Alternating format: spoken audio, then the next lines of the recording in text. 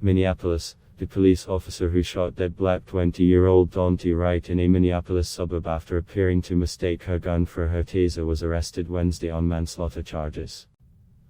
Minneapolis has been roiled by nightly violent protests after Kim Potter, who is white, opened fire on Wright in his car on Sunday. Racial tensions were already high in the Midwestern US city as it hosts the trial of the white policeman charged with murdering George Floyd, whose death touched off a national reckoning over racial injustice.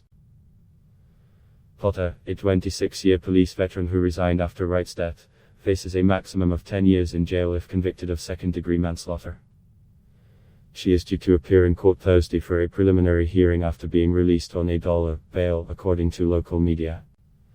While we appreciate that the district attorney is pursuing justice for Daunte, no conviction can give the Wright family their loved one back, said the Wright's family lawyer Ben Crump after the arrest. This was no accident. This was an intentional, deliberate, and unlawful use of force. We will keep fighting for justice for Daunte, for his family, and for all marginalized people of color. Protesters faced off with police for a fourth night of violent clashes on Wednesday evening. Riot police used tear gas to disperse demonstrators outside the fortified police station in Brooklyn Center, the suburb where Sunday's shooting took place.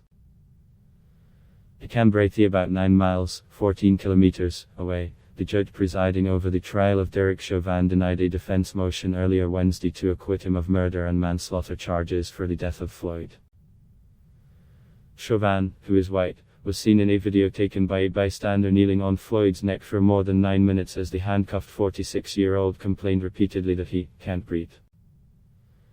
Defense attorney Eric Nelson said prosecutors had failed to prove their case against the 45-year-old Chauvin beyond a reasonable doubt and he should be acquitted.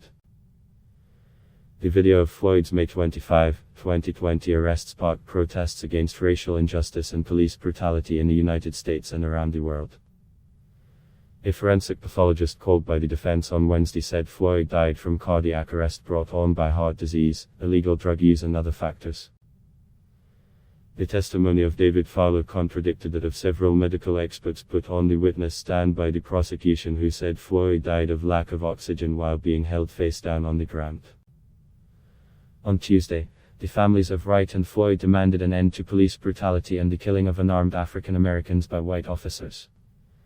The world is traumatized watching another African American man being slain, Floyd's brother Philonise Floyd said, as he stood with Wright's relatives outside the trial courthouse. Shinna Whitaker, the mother of Wright's 1-year-old son, and Wright's own mother Katie Wright spoke emotionally about the last times they talked with her son Daunte. The "I shot him" body camera footage showed officers pulling Wright out of his car after stopping him for a traffic violation and discovering he had an outstanding warrant. When officers attempt to handcuff Wright, he scuffles with them and gets back in the car. Potter shouts "Taser! Taser! Taser!" But a gunshot is then heard. "Holy shit, I shot him," she says.